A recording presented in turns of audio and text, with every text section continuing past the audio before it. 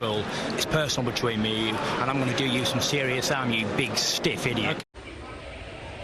The untouchable True School Sports Empire proudly presents something the boxing game's been missing. Hey, what's going on? It's your boy BT, and I came here to talk some boxing with the thousands of True School Sports subscribers. Now, I'm patrolling this airport right now, making time go by. And while I was here in this airport, I was on boxing scene, and I literally scrolled and I saw some of the most unwelcoming news I could have possibly have read as a boxing fan. And it pertains to one of my favorite divisions, the light heavyweight division. Now, I was very excited about the Artur Beterbiev Anthony Yarde fight, which was supposed to take place in the middle of October. Beterbiev was going to honor his WBO mandatory and make a defense against Yarde in a fight that he's supposed to win.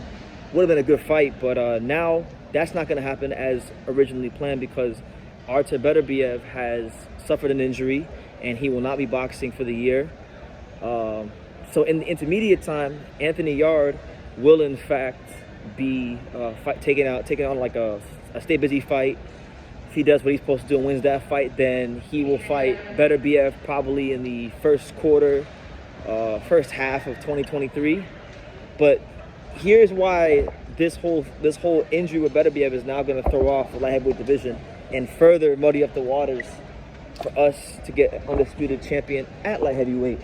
So this was a mandatory defense, but you got to remember, Beterbiev has 3 belts, and right now as we speak, we have a WBC final eliminator scheduled to take place with Callum Smith against Mateo Badalik this weekend on the Joshua versus Usyk rematch undercard. So that's the winner of that fight. By the time those two fight, one of them will there will already be a mandatory in place from the WBC. Then you have on the IBF side of things, you have Jean Pascal and Joshua Buatsi, who are now about to go to purse bid, and then when they fight, you'll have another mandatory waiting in the wings. So you're talking about 2 more mandatories due whenever they fight. And you got to start asking the question is like, we know Beterbiev has knocked out every opponent in the ring that he's fought so far, but as the old saying goes, father time is undefeated. And is Beterbiev's biggest opponent his age? Is his biggest opponent his birth date? That's the real question I feel like we should be asking because, Artur Beterbiev has had these problems in the past with injuries and things like that, and he's not getting any younger. He's no spring chicken. So I'm just really frustrated. I'm a little frustrated with this because I was hoping that Bivol would take care of what he needed to take care of.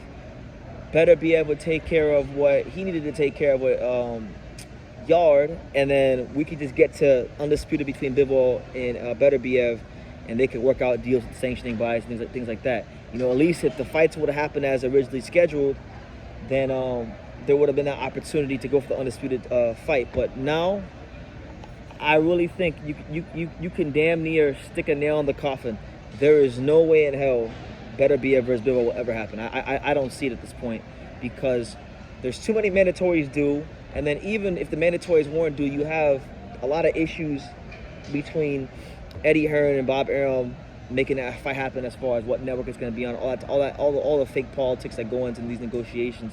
So it's like, even if there weren't mandatories due, there was roadblocks. But now with Beterbiev getting injured, with the timetable being pushed further back, with more mandatories being due, with more mandatory challengers set to be in place by the time Beterbiev even fights again, the light heavyweight division, as far as undisputed champion is concerned, is just not.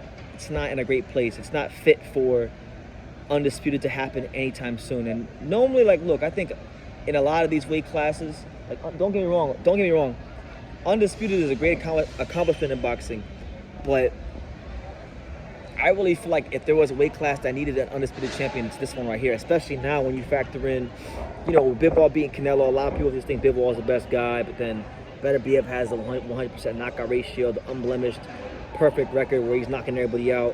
So in a fair and just world where there were no bullshit politics, you would just say, look, Beterbiev, once he gets healthy, fuck the Yarde mandatory. You make Bivol or Bivol Zotto's winner. But no, not even that. Like we should just get Bivol versus Beterbiev. Like I respect Zotto, and Zotto deserves his shot, and I would definitely like to see that get honored. But really, if there were, the time for Bivol Beterbiev really should have been now, or it should be when Beterbiev gets healthy and he's able to fight again, because people really want to see that fight. A lot of people want to see that fight. A lot of people are interested in seeing who is the better between the two.